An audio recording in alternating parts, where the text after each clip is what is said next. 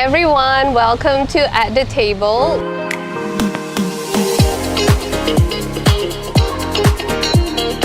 I'm very excited today because right by my side I have a very special guest, Consul from the US Consulate of Medan. Welcome, Mr. Gordon Church! Thanks for having me here. I'm really happy to be at the table with you today. I'm very excited and very nervous. Nothing to be nervous about. You picked a really beautiful place. There's great landscaping here and it looks like wonderful food. What I prepared is actually sei sapi. It's basically smoked beef, but we don't have smoker. Of course, we're gonna grill it. Yeah, so, okay, we are going to butter the hot pan first, hot grill. Okay. Okay, it's working. Okay, in the meantime, maybe we can chat a little bit. Tell me about your relationship with cooking. Like you, I eat almost every day. When I was a kid, I remember that both of my parents cooked, my mom and my dad. And my dad always seemed like he had a lot of fun doing it. But I think maybe mom's cooking was a little bit better. My dad had this great joke. He would always tell me that he taught my mother how to cook. I was talking to my mom and I told her he had said this to me. And she told me that was true. She said when she got married, she had no idea how to cook and that he actually taught her how to cook. I think when I came into college or graduated, sometimes I wanted to treat myself to a nice meal. So I would make things like a pasta dish with seafood, maybe scallops and shrimp, or yellow squash and zucchini, and I would take pictures of it. Then it also ends up being a nice date activity. Oh, okay. So my specialty dish is eggplant parmesan. It's nice to go out with someone and go buy the ingredients together. It's really just a lot of fun. Okay, that's awesome. Thanks for spilling the perfect date night for us. Actually, you can cook together at home. If I'm not mistaken, you are from the South, right? That's right. Correct me if I'm wrong, but I think that Southern American cuisines have a lot of similarities with Indonesian cuisine. It's the closest thing to Indonesian cuisine. And then when people talk about American cuisine, people definitely think of burgers. Well, I think what's really interesting about American cuisine, we've been really blessed with natural resources. Very often the basic overall American cuisine will be simple. You'll have chicken or beef, steak, or a burger, and it's very much in the natural form. It's kind of how God made it, right? Too many spices, a little salt or pepper to bring out the natural flavor. Now, in the southern part of the U.S., in the southwest, you have the influence of Mexico, right? So it's a little bit spicier, and maybe you would like what we call Texas Tex-Mex. You know, like Indonesia, it's very hot, a little bit humid, and so we also have a lot of fried foods, a lot of sweet drinks, a lot of similarities. Tell me about your Indonesian cuisine experience, because we talk about fried foods, we talk about like even they eat rice in the south. So what hits home for you? Fried foods that definitely do.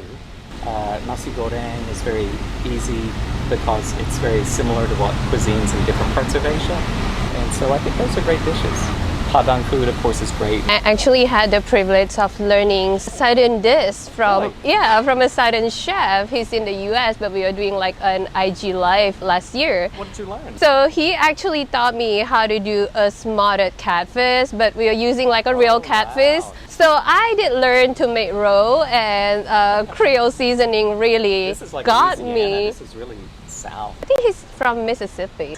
But then the most interesting part about that is that I did come in and taught him how to do nasi uduk. We had them together. The catfish was fried, and then we had the tomato gravy, everything with the nasi uduk, and they came together just perfect, easy.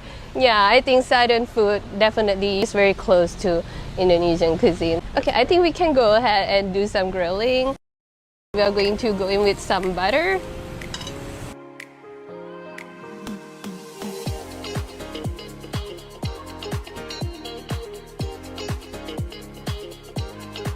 This looks great. Oh, nice. So everybody does know US Consulate, but most of the people that I know don't know what a consulate does. Would you speak to it a little bit? No, I'd love to. So our job is to really connect the United States with the local governments and the local people in Sumatra, primarily in areas of cultural exchange and economic cooperation. We have a number of exchange programs where we send people from this area for anywhere from 3 weeks to 1 year to the United States. These are formal exchange programs. Also offer educational counseling for people who want to study in America, to learn about that. because we want to promote ties between our two countries. Economic cooperation. We also share information about how to get businesses connected to potential U.S. partners and investors. And we have a number of businesses who are active right now in Sumatra, especially in the Batam Free Trade Zone.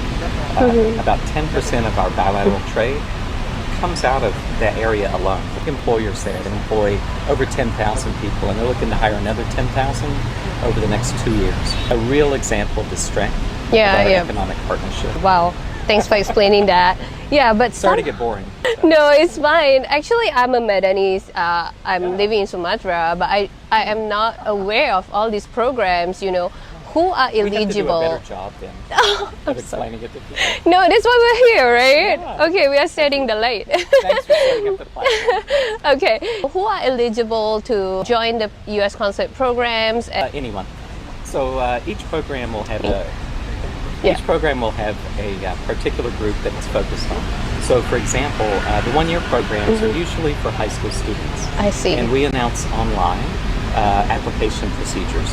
And we share that information with high schools and colleges where appropriate. So we also reach out to them to share it directly. Okay. So the one-year programs are for high school exchange. Shortly after I got here last year, I went to the airport to see, this is right after COVID, right? So we were just starting getting people back out again. I went to the airport to see off several students and meet their families. And it was just really exciting for me to see young people going to the United States so that we could understand each other better.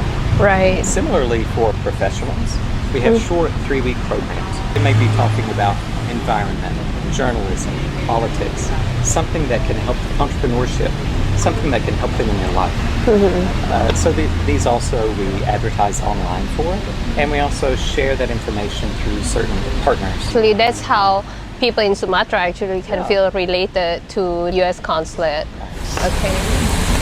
So you have stayed in Indonesia for the total of 5 years. 5 years. Okay, so from these 5 years, what similarities can you draw from like Indonesian and American culture? What can you say about that? You know, first I'll just mention about coming overseas to work. It was something that I always knew I was going to do. There was just something inside me.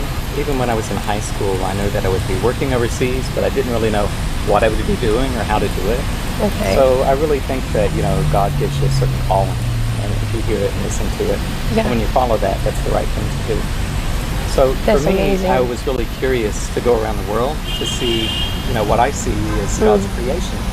You know, it's such a beautiful thing, and where we are, we see a little part of it, and we're thankful for that. I wanted to see more of it. So this was a great chance for me to go around the world. You know, my work has brought me to Africa and Europe and Asia and India. And the thing that's common in all of these places, including Indonesia and the United States, that really people want the same thing.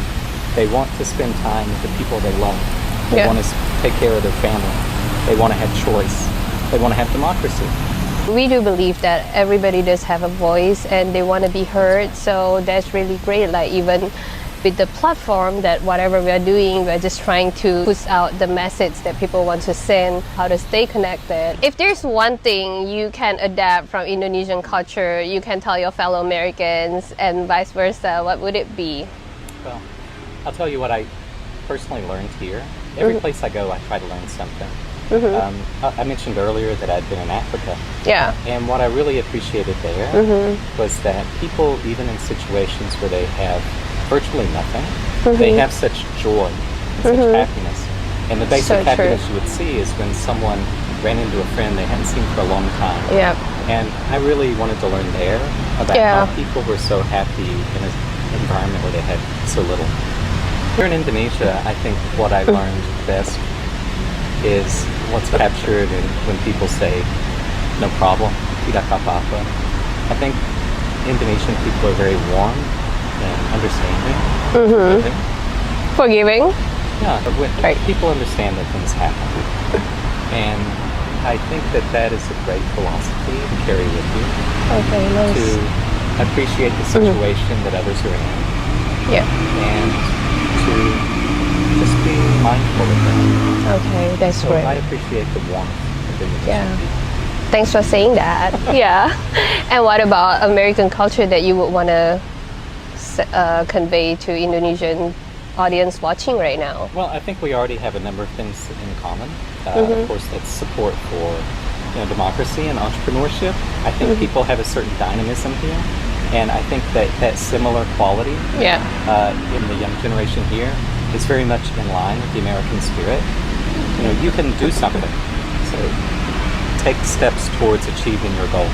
Yeah, that's great. That's great. That's a great motivation right there. Okay, just before I close, I do have like a bonus question for you, just because Hopefully not too embarrassing. we love for you to be here. So, if there's like one great piece of advice that you have received and you will want to pass on to people, what would it be? I had a professor once whose advice to me is, don't let them ever stop you. And what them means is when you just sometimes have this idea in your mind that you can't do something, that something is going to prevent you. But if you can name it and figure it out, there's really nothing standing in your way. So don't let anything stand in your way of your goals. Okay, that's very good. Thank you so much for sitting down with us at the table. Pleasure. What a great table. Yeah, this has been fun and, insightful and helpful even for the people watching. So just for the last message, I want to ask how to stay connected with you or US Consulate for people in Sumatra especially. Please reach out to us on Instagram. We're on the internet, and we'd love to hear from you. Thank you. We'll see you again soon. Hi guys, if you like our videos, don't forget to like, subscribe, and share with a friend today. We'll see you soon.